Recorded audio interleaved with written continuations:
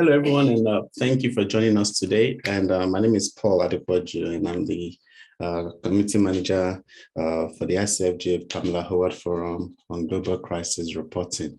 And like I always say every week, this initiative started out as the ICFJ's response to the global health pandemic, get towards helping journalists across the world to improve their reporting skills for the COVID-19 pandemic. But since then, we've also realized the need to help journalists to be able to report stories that are beyond COVID, considering the fact that the world continues to face a myriad of other crises. And so far, we've been discussing topical issues across different sectors. And today, we believe a particular skill is really, really important so that journalists, irrespective of the topic that you're trying to report on, irrespective of the crisis that you are focusing on, you'll be able to convincingly and extensively report it. We're talking about story ideas today. And sometimes in the newsletter announcing this session, I use an example of malaria. So let's say you want to write a story of malaria, and you're looking for story ideas of malaria, you can easily run out of story idea options. So one of the approaches that we believe that is being put forward recently is the approach of system thinking, in which you can get a lot of different story ideas from the same topical issue. And we have an expert today to help us make sense of this topic and to guide our journalists joining us in different parts of the world to be able to easily generate stories, ideas, using system thinking approach. So I'd like to introduce Chibuike Alagboso. Chibuike Alagboso is a program manager and at the Solutions Journalism Africa Initiative at Nigeria Health Watch. Chibuike was with us before during the early days of the Global Pandemic Crisis Reporting Forum, and we are really glad to have you today. Chibuike, how are you doing today? Hi, Paul. I'm doing fine. Thank you very much. Yes, we are very glad that you can join us. And we also want to welcome all of our participants joining us from different parts of the world. We're always happy to know where you are joining us from. So if you can use the chat box to inform us of where you are joining us from, we are going to appreciate that. And we also want to also know if you have any specific questions, any specific comments that you'd like to share with us regarding this subject of discussion, so that you don't have to wait until the end of Chibuike's presentation before you reach out to us. So I would like Chibuike, thank you for joining us, Hannah. Hannah is joining us from Belgium. Thank you for joining us today. We also have Georgia joining us from Italy, Emily from the Wales, Abby from Zambia, and we also have Joanna from Namibia. Alison, thanks for joining us live from Brooklyn. And Honduras, I can see people joining us from the Netherlands. We are so glad you've made that. Bimisola, thank you for joining us, Shuapa, and I hope things are going great for everybody there. So Chibuike, you can share your screen and share your slides, and we can go into the presentation, and we'll go back with the question and answer session.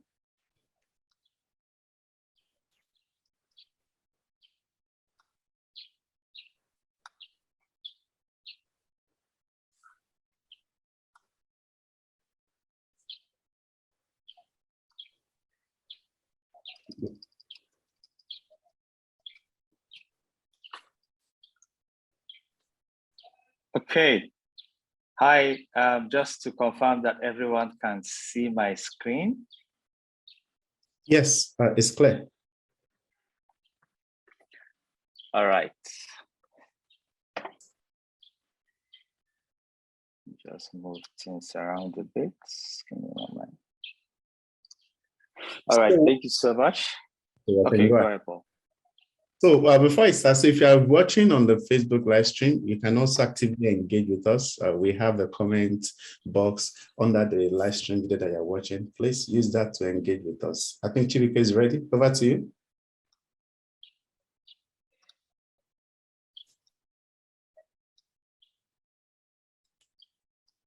Are you there, Chibuike? Yes. Yes. All right, thank you so much. Confirm you can still see my screen. Yes. And the next slide that I'm bringing up now.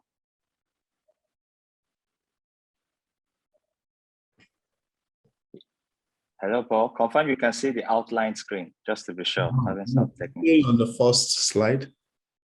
Okay. All right. Just.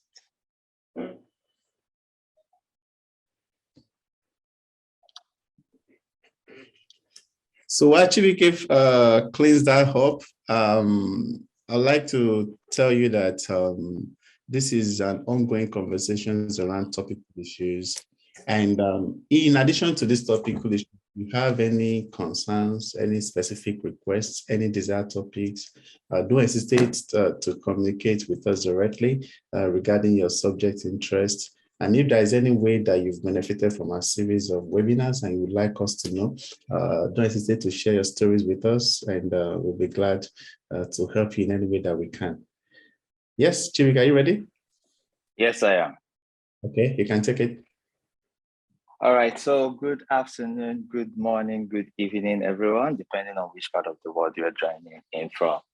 Like Paul said, my name is Chibuike, and I work with an organization called Nigeria Health Watch. We're based in Abuja, Nigeria, Nigeria's capital, and we focus on health communication and advocacy.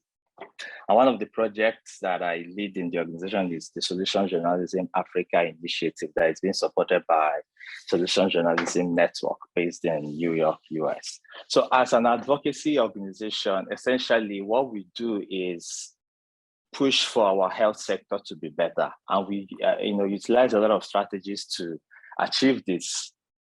Media being a key part of it. We engage a lot with stakeholders, but we leverage a lot of media, putting out a lot of articles out there, opinion pieces. But down the line, we realize that beyond all the issues that we advocate for, one effective way of getting to the point where we want to see a change in the health sector is also not focusing on just the things that are not working, but also highlighting or putting a spotlight on some of the things that are working, those efforts. So while we're saying there are issues around epidemic preparedness, while we're saying there are issues around maternal and child health care, there are also things that are working. So that bettered our work around solution journalism. And we do the Touchlight Africa series where we touchlight Nigeria, and we now extended to Touchlight Africa, where we go beyond just talking about these issues, but also spotlighting the efforts that are working. I will find that it's also an effective way of advocacy, because beyond showing people the things that are not working or pushing for these things that are not working to go right, by showing them things that are going right, we are saying, look, what can we learn from this? What can we learn from what these guys are doing to make the situation better? So that led to the work we're doing with Solution Journalism Network, who is now supporting us beyond us talking about these stories or these solutions, but supporting other organizations to be able to do that. And that also gave me the opportunity to be part of their fellowship, the lead fellowship that was the inaugural fellowship was in 2019. So that, and all of the opportunities and learning outcomes from that introduced me to systems thinking, which is what we'll be talking about today. So I had the opportunity of learning about this from an amazing team from journalism design. I'll share resources and links to their work as we go on. And most, if not all of the resources I'll be using to share, I'll be using to learn today are also resources that they use to introduce these amazing concepts to us. So they are pioneering the work of system thinking, and especially applying it to journalism. How can journalists learn to think of the issues that they report on more in a more wholesome manner, and not just as disjointed or issues that are not connected, but looking beyond the headlines, the surface of the things that are the outcomes of the things that we report, but going behind the scenes to find out the things that are causing all of these issues. So not just reporting when something happens, but going behind the scenes to figure out all of the systems, all of the interconnected systems that lead to that outcome that we report. So that way they're able to report effectively, empower their communities, because at the end of the day, yes, we have the job as journalists, to inform our communities, but at the end of the day, what we want is to see that change. And it doesn't come easy. It's not a switch that you just turn on and the system automatically readjusts. It takes processes, it takes time. And as journalists, these are some of the things that we hope to achieve with the work that we do. So that's more like how we started for me, leading up to this point. So next we'll be talking about what systems thinking is, how to create feedback loops, and where do we go from here. So like I said, a lot of the resources I'll be using will be coming from the Designed for journalists, the amazing work they do around systems thinking. So like I just said now, journalism has the power to shape how we see the world. We, more often than not, we control the narrative. We control what people see, how conversations are framed. But what if we could better explain some of these deeply entrenched problems beyond just reporting it on the surface? Yes, these are issues that must be reported. Gun violence, sexual and reproductive health, campaigns, politics, climate change, health, pandemics, and the rest. But how about what if we could illuminate more opportunities for change, helping people understand how all of this work together, the smaller systems that connect and lead to all of the outcomes that we report on. And this is where systems thinking can really be helpful. So because at the end of the day, the question we're trying to answer is how can we equip our constituents, the communities that we inform, the audiences, the people that listen to, that consume our content with, how do we equip them with information that what they need to understand how systems work, but most importantly, how to change them? Because at the end of the day, like I said, we want change to happen. Okay, so before we go into what it is, just to whet your appetite and build the anticipation more, like these are some of the things that systems thinking can help you achieve or help you to do. Can help you ask a different set of questions, and often deeper questions, because by then applying that, wearing that cap, that systems thinking cap, you're able to understand issues deeper. You're able to look at issues in a more holistic manner. So that way you are asking a different set of questions, while others who may not be familiar with it are asking questions based on what they are reporting now. You're asking a different and often deeper set of questions. So with systems thinking, you're able to collaborate. It opens up that opportunity to collaborate with a diverse set of stakeholders, because you've taken that, you've taken time to sit down and look at how all of these issues connect. So instead of, for example, you're reporting health, you're reporting politics, you're reporting security. If you don't report from a systems thinking mindset, you're just reporting, oh, okay, this is just health. You need to talk to, say, the Minister of Health, someone who, Commissioner for Health, all the stakeholders in the health sector. But if you take your time to understand how all of this connects, you see more people who can make change happen in that same sector. So that way you're able to learn and collaborate from different stakeholders who are connected to that issue that you're reporting on. Also understand, of course, you're able to understand and communicate complexity so people can grab them easily. So essentially, I'm sure for those of us who have science backgrounds, or even if you don't, I'm sure you maybe during basic biology, you talked about the human system, yeah? How the whole human system is made up of different elements or different organs. So the nervous system, the circulatory system, all of these systems coming together to form a whole, the human body. Okay, so that's pretty much, a simple way of understanding what a system is. And it applies to all of the issues that we report on. Okay, you're talking of health, you're talking of housing, you're talking of, you're reporting on immigration. There are different issues, there are different, parts dynamic parts that come together to form that whole.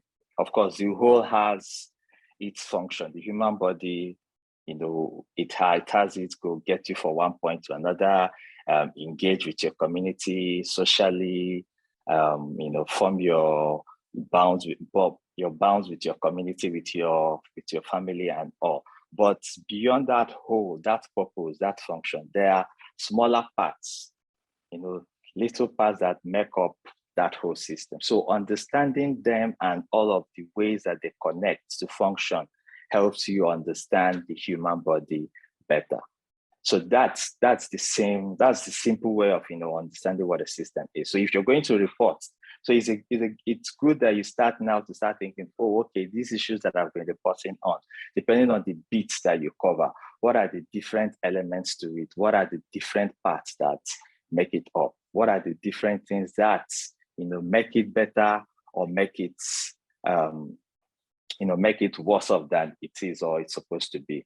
So having that understanding now helps you know that system thinking it's a set of tools or that framework for understanding complex issues, and like I keep saying or repeating, opportunities to change them, because you cannot really change what you do not understand. It's when you understand how all of these things connect, how the smaller parts connect, that's when you can start thinking of, oh, okay, what can I tweak, either increase or decrease to make change to this system. So that's where system thinking comes in. But you first need to understand that it's a system. It doesn't work in isolation. There are other things that affect it. So by the time you understand it that way, you take it apart, it's easier to apply the systems thinking approach. So the guys at Journalism Desire gave this really amazing example that I liked a lot, and it makes explaining this also easy and simpler. So remember, I talked earlier about reporting events. So something happens, yes, there's a press release, there's a press conference, we gather around, hear from the experts, and report on the issue, what is happening. So it's about the event. Okay, that's the way we report if we don't understand, if we don't wear the systems thinking cap. It's all about what's happening. Okay, what's the event that has happened now? A reporting of the pandemic, you're talking of travel, how it's easy to travel, move a disease from one point to another in less than 48 hours. It's, the reporting is focused on the now, on events, on what's happening. So that's the surface, that's what you're seeing. But having, looking at this iceberg model and applying the systems thinking approach, it goes beyond what's on the surface. You're now thinking of, oh, okay, at the first level, it can also go quite deep. Okay, at the first level, if you want to go beyond the surface now, and you're now thinking of systems. So what are the underlying issues? What are the underlying, interconnected parts that are leading up to that event that everybody is, running around to report now? So you're talking of trends and patterns. What has been happening over time? Okay, say for example, the pandemic, whether everybody is reporting on the COVID-19 or the monkeypox. So what are the underlying trends and patterns that could have led to that over time? Is it the way the global health space has been working, collaborations over time? Has it been tilted towards a particular, maybe towards the south or towards the north? You're talking of trends and patterns over time that could lead to maybe, to that event that everybody is reporting on now. So you can also go a deeper, the next level, the deeper level about structures, system structures. How are all the different policies, interconnected policy structures and power dynamics fueling that pattern, the pattern in the first level. So you see, now you're asking a deeper question. You're trying to understand, you're taking it apart pretty much, trying to understand how all of this could be contributing to trends, and the trend now contributing, or that pattern contributing to the event or what's happening now. Or you can as well go deeper, like the real go very deep, the mental models, entrenched systems, why, start asking why is the system structured this way? Okay, what assumptions, beliefs, experiences, or worldviews are driving, the system? So you're going way back. It can be in history, it can be, just you're going deeper than just about the structures and, leading to the trend.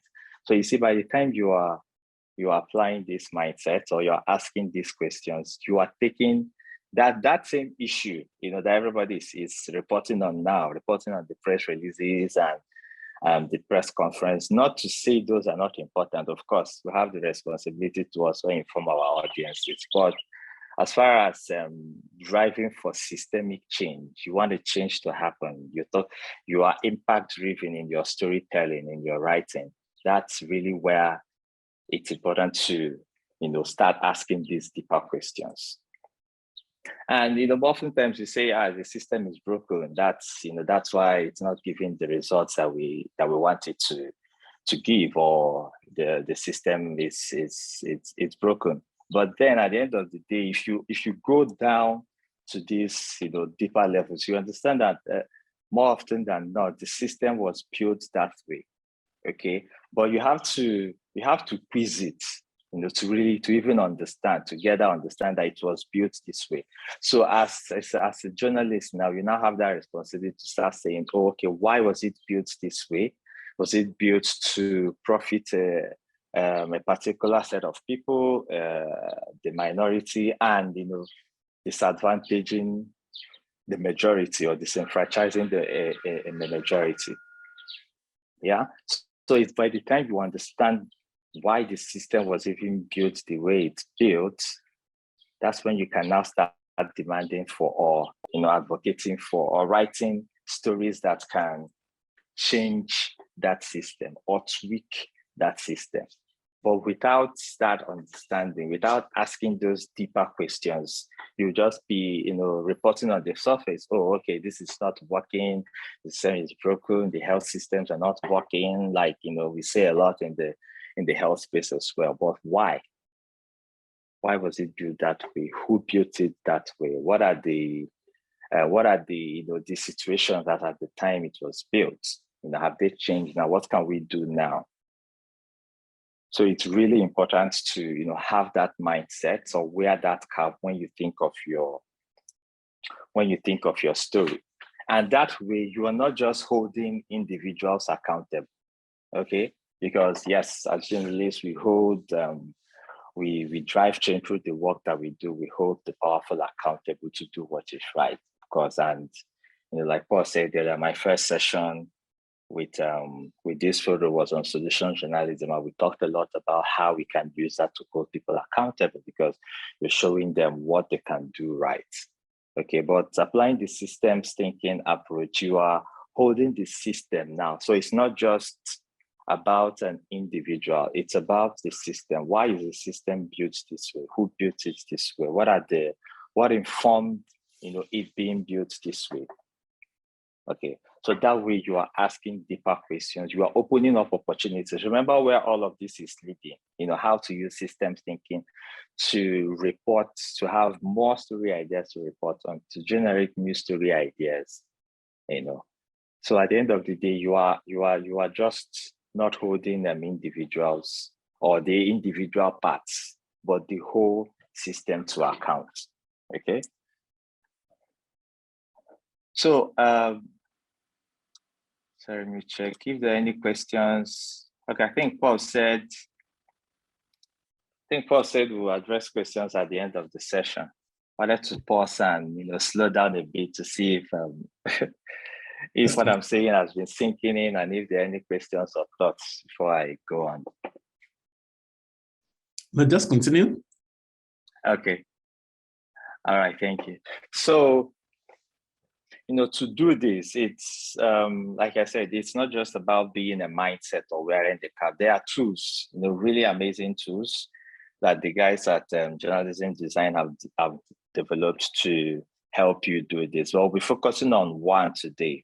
because there are lots of other resources on their platform that you can access. You can visualize the systems in your reporting. You can create a guide for your reporting, identify stakeholders and the different information. You can also map the story, map your story as a system, which is what we'll be discussing today, and how mapping that can help you, see story ideas and new things you can report on those different, from those different parts. Also, uncovering patterns in your story, uncover assumptions that are driving the system. Of course, remember I talked about, the iceberg model, going the deeper level. What are the assumptions, the worldviews that are, informing the systems, that are now informing the patterns or trends that are now leading to, the surface, what we are reporting now, the events that we are reporting, okay? So, but we'll focus on mapping. This is a webinar, so it's not quite interactive as I would have wanted it to be, but I'll just describe how it works so you can create it on your own at your own time. It's always good to make it hands-on, pull out your sticky notes, get your writing pads and draw it, because when you are visualizing it, it's easy to make, to connect the dots. I remember my last session with the guys at Johnson Design. These were some of the examples that they used, and I put this up because I remember my last session. Most of the examples I used were around health, because of course I work with a health advocacy and communications organization, but I wanted to take it out of that because really it can be applicable to any bits, any form of reporting that you do. So you can use it to map. We use it to map a system around affordable housing, education equity in kindergarten, but pretty much your own topic, anything you can map and visualize the issue or what you are reporting on, okay? So for the first part, you have to ask what's the overarching question that summarizes what the direction your reporting could take. So let's take, for example, what's trending globally now. Maybe more, okay, I don't want to use health. Let's say gun violence, for example. Okay, so you could ask a question around why is it difficult to control even in the first place, to make sure that you don't have too many, because a lot of times, the unfortunate incidents happen, you have the public outcry, people, put out content, press releases, and after a while, it's as if the whole thing dies down until the next event, So, but if you're trying to understand, go deeper and try to find a way to apply systems thinking to that, you can ask questions around why is it even difficult to control, access to these guns in the first place. So you have just asked that overarching question. And remember, there's really no right or wrong answer in this. It's up to you what direction you want to go, or with your team. You can also do it as with your team in the editorial, when you have your editorial meetings. So ask that general question. What's the question? What's the big picture for you? What direction do you want this reporting to go? Okay. What can we do to mitigate the impact of climate change, or is it crisis? Is it just what's the big question? You ask yourself that question. Then the next thing is to map all of the different parts, all of the different things that can affect that particular question or that particular system, that whole. Remember the overarching, you're now looking at it, the big picture now. So, but beyond looking at it as a whole, what are the smaller things? Remember the example I gave about the human body.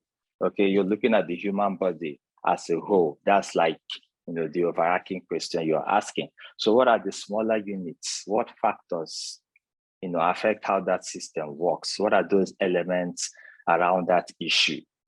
Okay, you're talking of access to education for maybe Black communities in the US, or so what are the issues? Is it migration? What are the issues? Is it policies? Is it education? Maybe just all those issues. And like I say, there's no right or wrong answer. Just let's go. Everything, capture everything, as the thoughts come on your sticky notes, if you're circling them, there are online tools for doing that as well. I think Zoom has introduced one recently, Blackboard or something, I've forgotten the name again. So whatever tool you want to use, just capture everything, all the different elements. What are the different issues? If it's on health, access to quality maternal health care, epidemic preparedness, what are the issues? Is it funding issues? Is it policy? Is it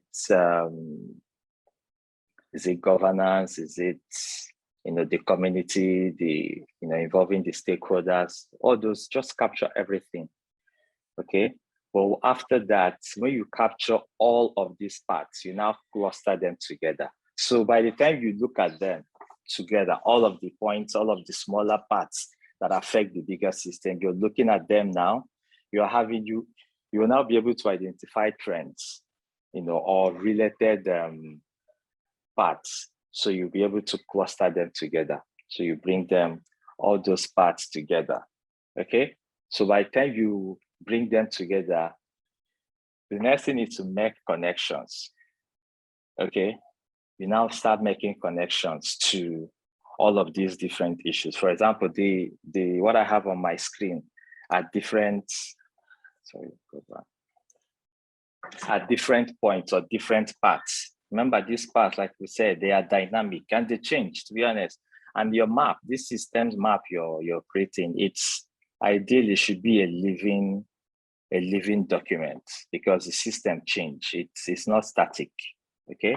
So once over time, things change, you come back to your board, you come back to your map, what has changed, or, based on new policies, or, what are those things that are changing? We adjust them. But by the time you cluster them together, you'll be able to make connection. Okay. A lack of jobs leading to evictions, incarceration, feelings of fear, safety. How are all of this affecting housing, or, one big issue or the other? But these are the smaller things, the smaller parts that affect the bigger problem. So, but if you can't have all of them in your mind, okay, you have to visualize them, put them all out. No right or wrong. You can always take them out if you feel there is no connection, or they don't have any relationship with the issue that you're discussing. But just put all of them out, all out there. So with that, you're able to make these connections. What increases when the other decreases? If this increases, what does it lead to? If this increases, what does it lead to? So you're able to make those connections. So by the time you do that, you're able to, start drawing reporting insights from your map. Okay. Which of the connections, maybe, when you were even listing them out, or when you were reporting on the issue, you never thought of these connections. You never knew that such connections existed. But, with that map you have now, there are surprising connections, which forces have a lot of connections. How could you, and all those smaller parts, these are all forces, that can make or match the big picture, the big system that you're reporting on. Okay, so which of them are stronger than the other? What can you explore, when you are reporting, new issues? And remember, so as you're doing this, you see that you now have people, different stakeholders, different sets of experts that you can talk to. So that's a whole new world of, new story ideas that you can explore. And remember, that's the summary of everything we're talking about today, using this to generate new story ideas. And, instead of just thinking of reporting on what's happening, all the issues that the surface. Okay. What connections has your past coverage focused on the most? What areas of the map can you investigate more? How would the story look like that versus? So, okay. So when you can also try to add and subtract. Okay. When you have three of these forces together, what does it lead to? Okay, when you have 5, when you have 2, when you have 1, okay, what does it lead to? How does it impact on the big system? So all those really, when you have that map, it helps you draw insights. So you can also create, so with that, you can also, beyond these connections that you make, you can also create these feedback loops.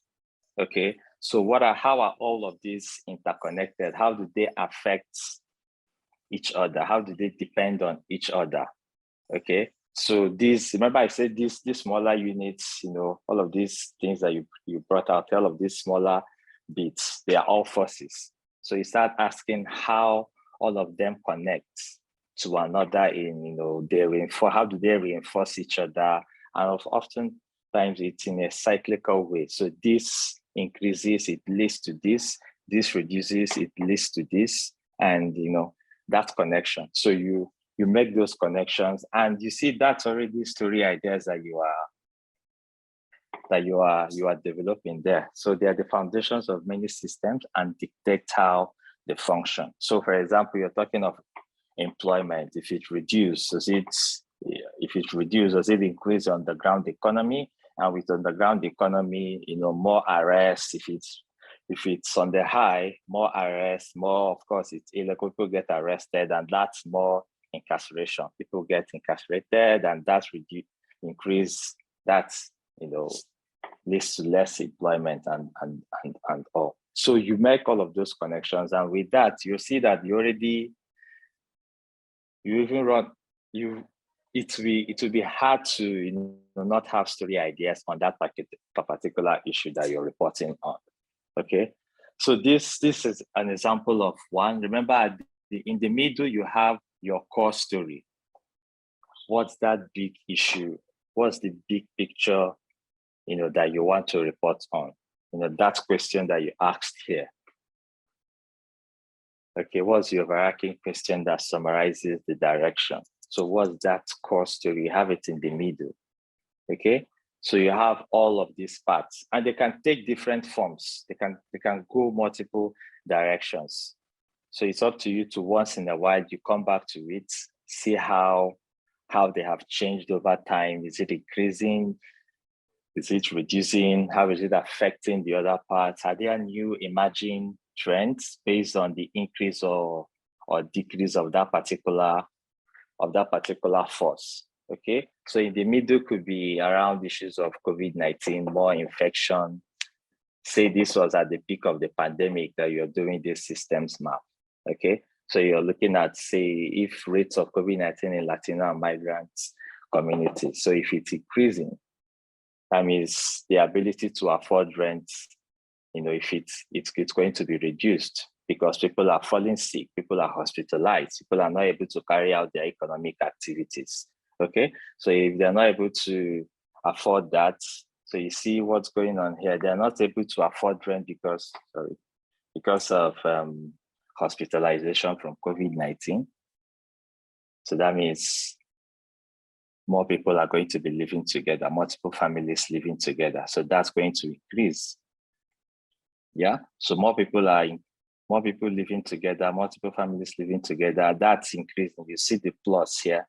That means the ability to isolate or quarantine is going to be reduced, you see. So that's reduced. That means this is also increased rates of COVID-19 in that particular community. Okay, you see, this is also different. Access to resources to respond to crisis, it's reduced.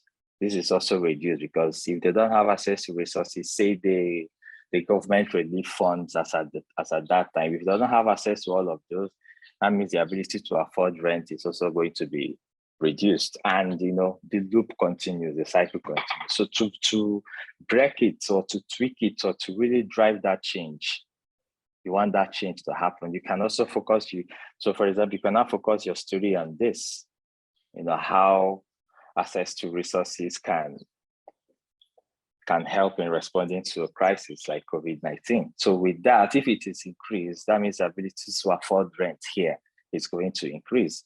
So when people are able to afford rent, this is a plus now. That means more people live. So when this turns to plus, that means this is going to turn to a minus right here.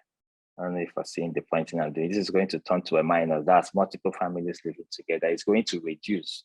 Okay, and when that is reduced, that means the ability, when that is reduced, so this is now going to turn to plus. So this is ability to isolate is going to be increased. So people are able to isolate, live on their own instead of living in clusters or, living together. So this is going to be increased because they're able to isolate. And with that, this is reduced rates of COVID-19 infection in that community. So you see, with that, you're able to find, so you can also decide to tackle it from a different point, how this can lead to this, what are the things driving that particular thing?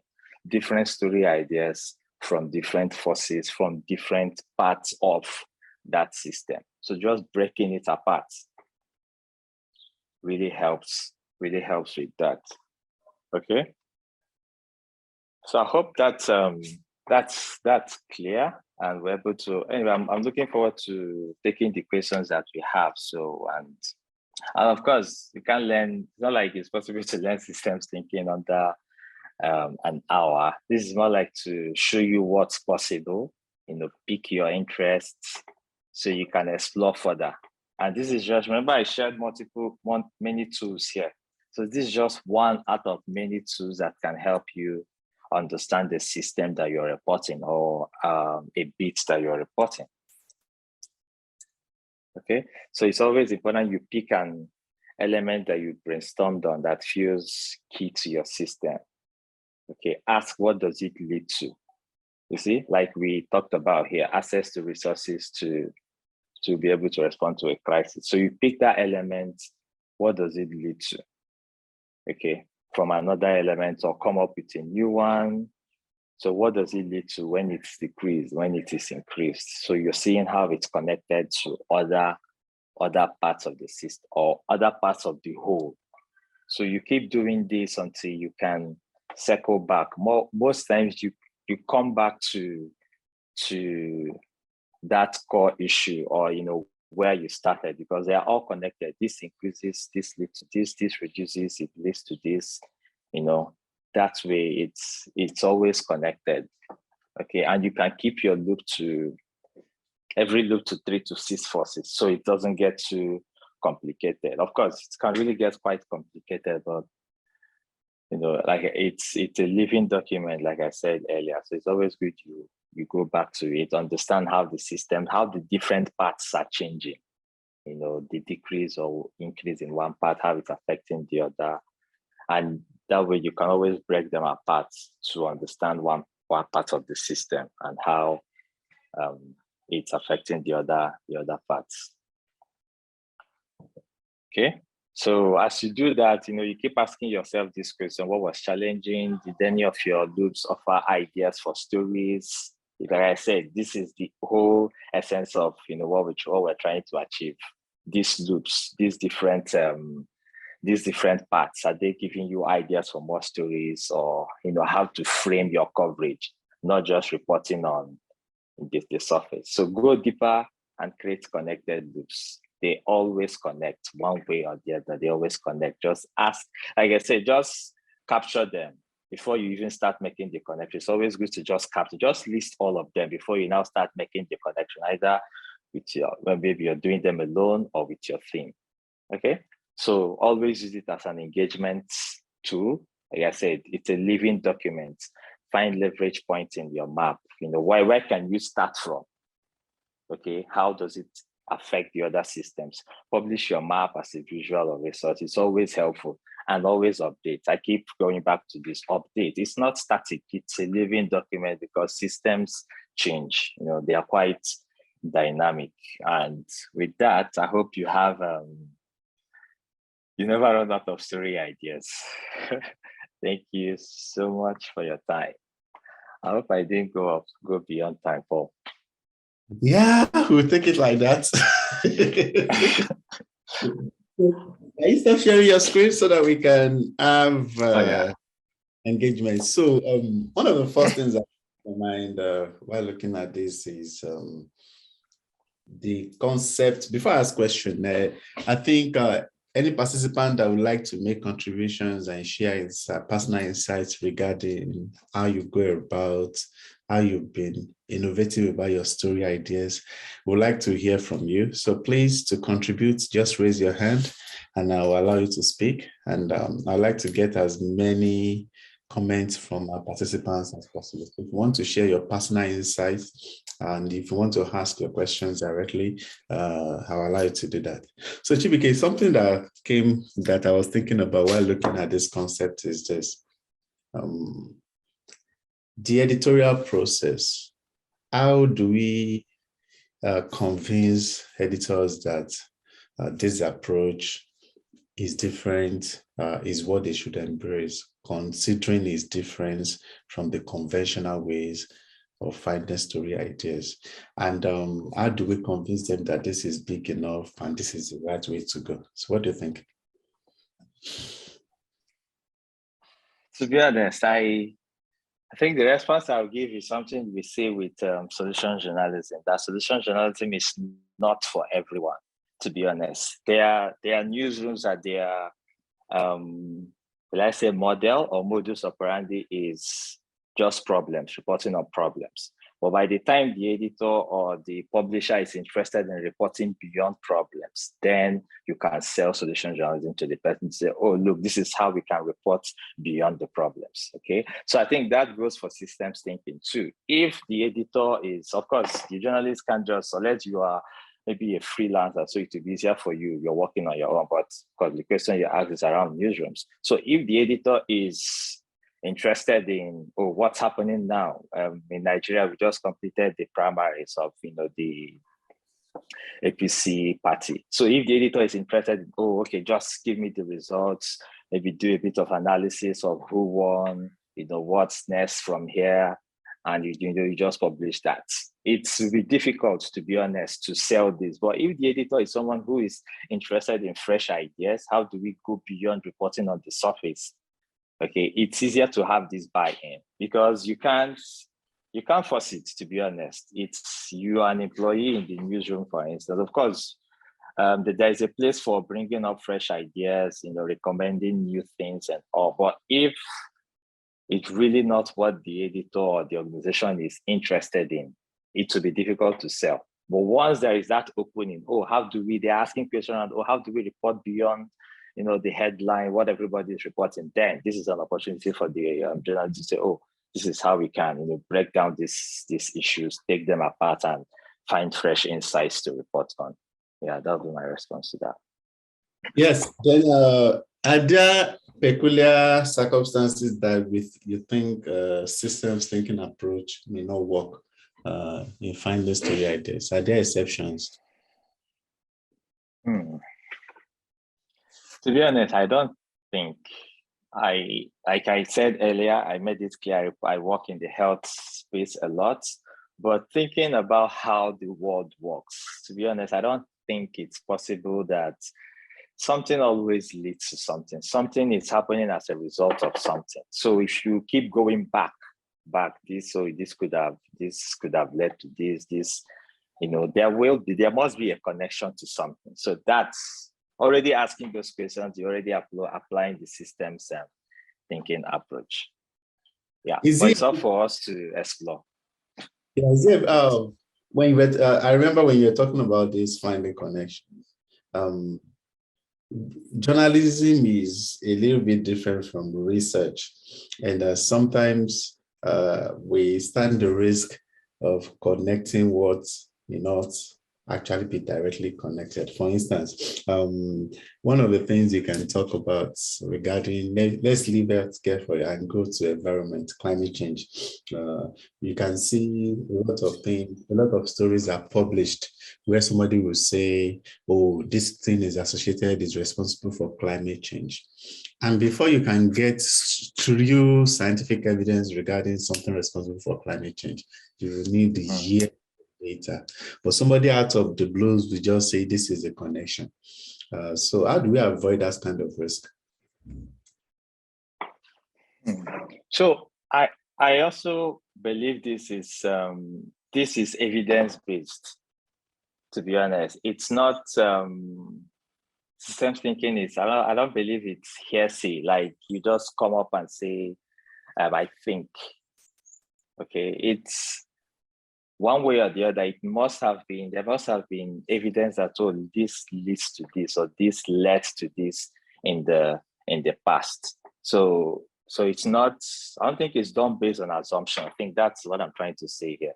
So it's must be evidence-based, probably research publication. Of course, there are lots of reputable platforms out there where you can confirm that that connection, or trash it if it's not. And it's always advisable.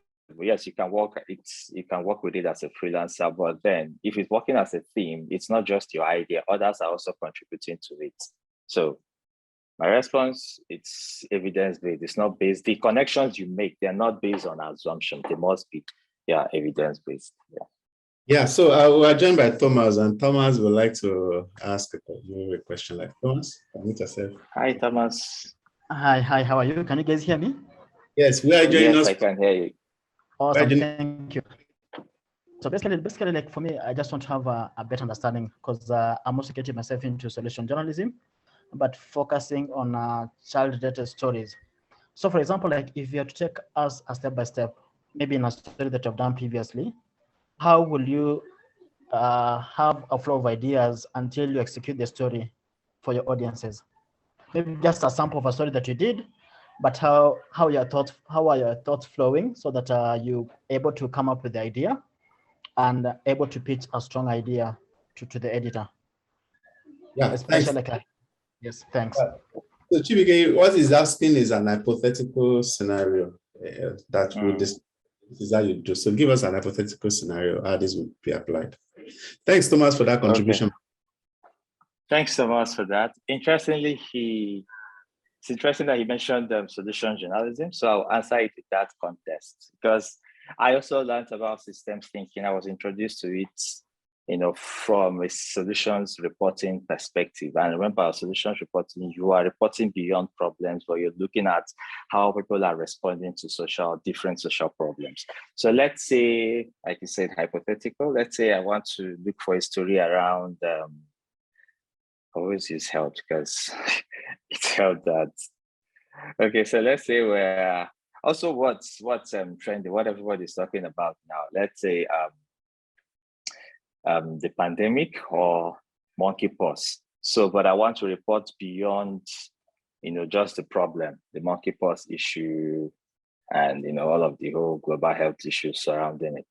But I want to report it from a solution journalism angle, and I also want to apply systems thinking.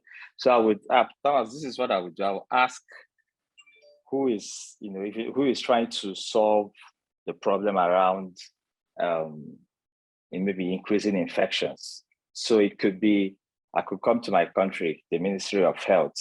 In the Ministry of Health, there are different parts now. So is it policy? So remember, so I'm not taking it apart, all of the things that can, increase it or reduce it. So are there new policies that are helping with, say, hospitals? Let's say hospitals don't have good infection prevention measures in place. Is there a new policy that is addressing that?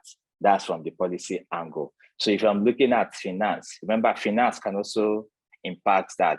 If there's enough money to put out the right equipment, train the right personnel, do the right investigating, maybe contact tracing and all. Essentially, you need money for epidemic preparedness. So is the government making efforts to, pass a new bill or make money available for public health institutions to respond better? That's the finance part. Could it be, so another part, so this is another part now, all connected to the bigger system, to the big picture or the big problem of the spread of monkeypox, yeah?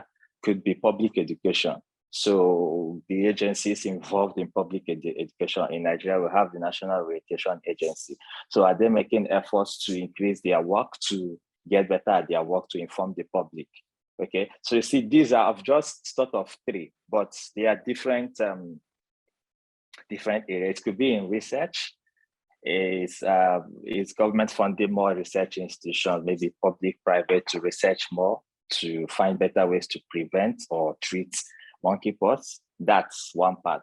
The private sector, are they, getting involved more now to support the work? So these are different parts. And one thing they do can in fact impact the other. If take funding, for instance, if funding is increased, if government is bringing out more funding, it's going to reflect on more money for public health institutions who are responding to monkeypox. It's going to reflect on money available to research institutions. Yeah, it's going to reflect positively on money available for public enlightenment, because that requires money. Even though there are government agencies, responsible for that, but they need funding to be able to do that. So you see, all these are different systems. So I can now decide to focus on one to say, oh, okay, this is what these guys are doing. Remember now, it's a whole system and it doesn't change automatically. One person, one effort here can contribute to making the system. But of course, we want all of them to be better, but we're also being realistic that all of them can't be 100% at the same time. So I can focus and say, okay, the government agency responsible for public enlightenment is now doing their work. Why? Because government is releasing more money. Okay, so I can do my story just on that. And that's the other parts are still there. So you can finish that and also go back to the other one and say, oh, okay, what's happening here? So you see, that way you've mapped all of these things that can make the response to monkeypox better, but you're focusing on one and you're reporting on that. Either what they are doing if you're taking the solutions angle, or maybe you're doing maybe a feature article or a thought leadership article. But yeah, that way you're able to break it apart and start from one part to start asking your questions. I hope that's helpful. I think we'll take it that way. So we have a couple of questions. I don't know if Abby would like to. I would like to ask the question live, but Abby would like to know that what key factors do you look at when developing a story in systems thinking / relational journalism approach? Briefly. What key factors? I think the key factor for me would be just reporting something new or doing it differently. For me, I think that would be the key thing. So not reporting beyond the headline, pretty much. So you're reporting. So for systems thinking, I want to report beyond the headline that this is happening. I want to say, okay, what is driving that thing that is happening? That's for systems. For solution journalism, I also want to report beyond the problem. I want to go beyond reporting, oh, this is happening. This is unfortunate. So why can we make this better? So saying who is even doing something to make that situation better. So for me, yeah, reporting beyond the headlines and reporting beyond the problems. Okay.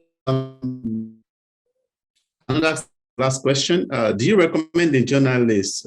This person is identifying as a freelancer. Do you recommend journalists develop a strong beat, expertise in the field before doing the systems thinking journalism piece? Yeah, I think I would recommend that, because you also need to understand. You need to understand the beats that you are reporting on. You need to understand all of the issues that affects that area before you can effectively start thinking of all the forces. Remember the forces we talked about that you're capturing. What are those forces? Just list them out. So you need to understand the bits or sector very well, in a way, yeah, before you can start thinking of mapping a system for it. Or work collaboratively, and work with peers as well. Okay, Danny would like to know, what disciplines should we study to learn more about systems thinking or to apply it to our work? Not sure I get that clearly, but to be honest, I think the systems mindset is something that you can apply to any form of work, to be honest, especially if it's work that you are doing to drive change in the community, in the country. Not just journalism. So we're talking about it in the with the framework of journalism, because we are all journalists. We work in this space. I remember first time I learned about this, I told a colleague about it. We discussed, shared some lessons that I picked. And she applied it to a project that they were doing. This was a project now, an advocacy project. So this is not journalism. They were trying to advocate for drug access to quality medicines for women.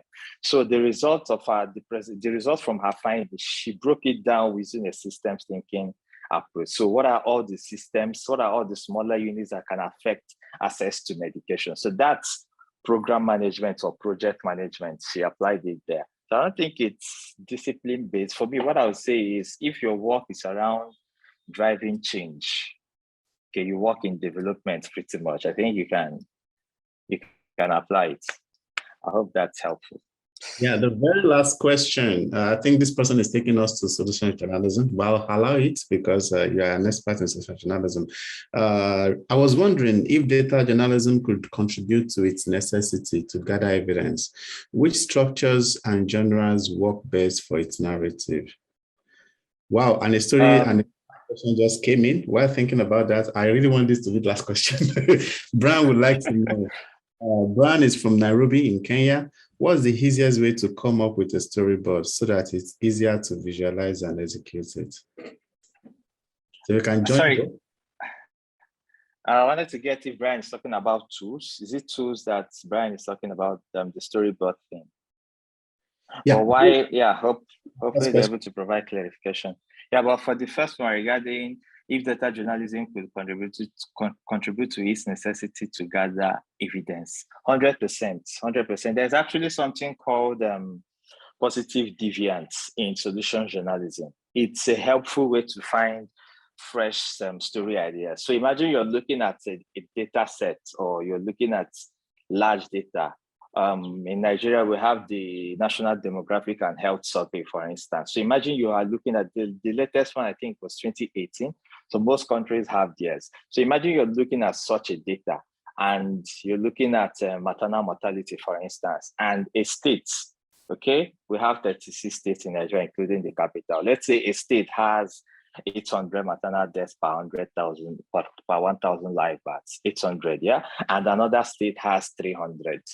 So that's already a story, looking at you based on the data, because the guys that have 300, they are already deviating in a positive way. So those are people we call positive deviant. So as a solution storyteller who, you like using data a lot to, get your story ideas, you now start asking these guys that have 300, what are they doing differently? And when you start quizzing that, you now start, all the frameworks or pillars of solution journalism, you bring it out from there. But yes, it's a really helpful tool. Data can help you get fresh solution story ideas. As for the question, Brian's question, I wasn't sure if it was tool that they're referring to. Yes, I think it's tools. Okay, there's this one, Miro. That was one we used, Miro.com. That was one I just put it in the chat. That was one we used when I learned about systems thinking from the journalism design guys. Like I said, Zoom has also introduced a visual mapping thing. But to be honest, these are just tech tools that make life easy, and also for collaboration. So you can collaborate with people remotely, people in other locations. But if it's just you can do the old-fashioned way. Get your sticky notes out, put them on your wall, get your plain sheet and, draw these things. But yeah, if you want to visualize, and you can use PowerPoint, to be honest, you can use the simplest tools to create these things. Yeah, this is my PowerPoint. This is my own. Exactly. Yes. This totally works. The marker, if you like seeing colors, your marker, your sticky notes, or by the time you want to do remotely or you want to work with others, that's when the online tools start coming up. But yeah, I know about Miro. Yes, thank you very much, Chibuike. I think we have a number of requests in those that would like, that appreciate and would like some forms of mentorship from you. So if you're interested in that, you can just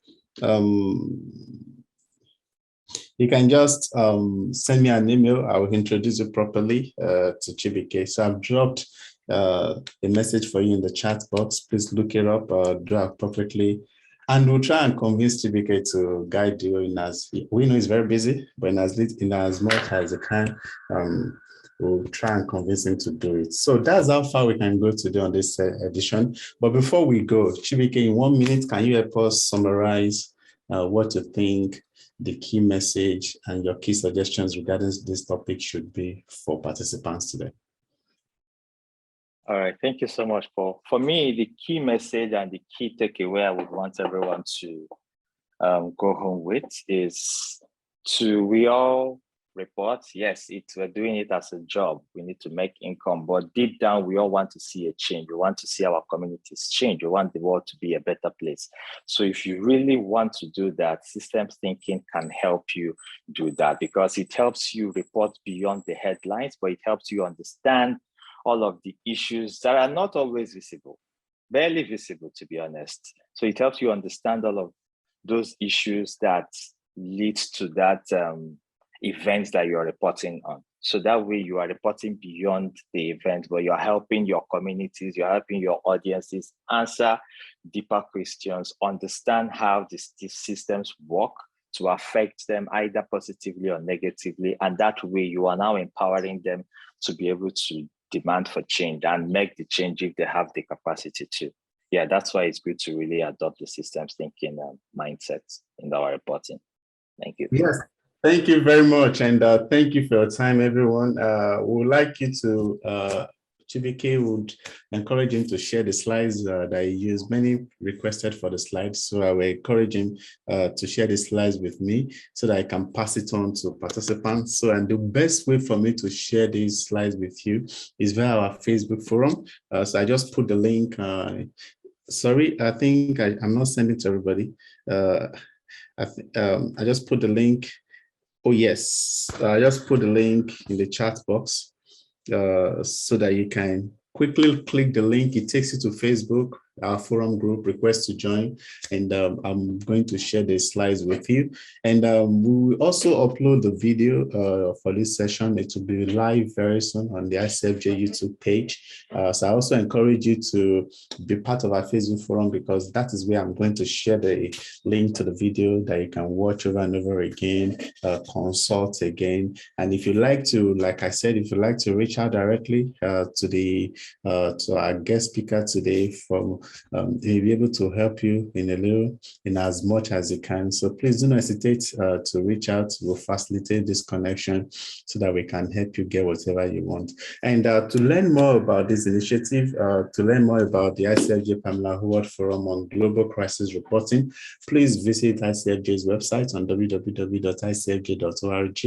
And the IGNet has lots of resources for you to advance in your journalism career. And that is why I recommend you always check out IGNet's website for resources, even information regarding latest opportunities on www.ignet.org. So on behalf of the ICFJ network, I'd like to appreciate Chibuike Alagboso for being available again to train us today. We appreciate you, and we wish you the very best in all of your future endeavors. And whenever we have another topical issue that we consider it to be the best trainer, we will always reach out to tap from your wealth of knowledge. So on behalf of everybody, I say thank you very much for joining us today, and have a great day, everyone. Bye.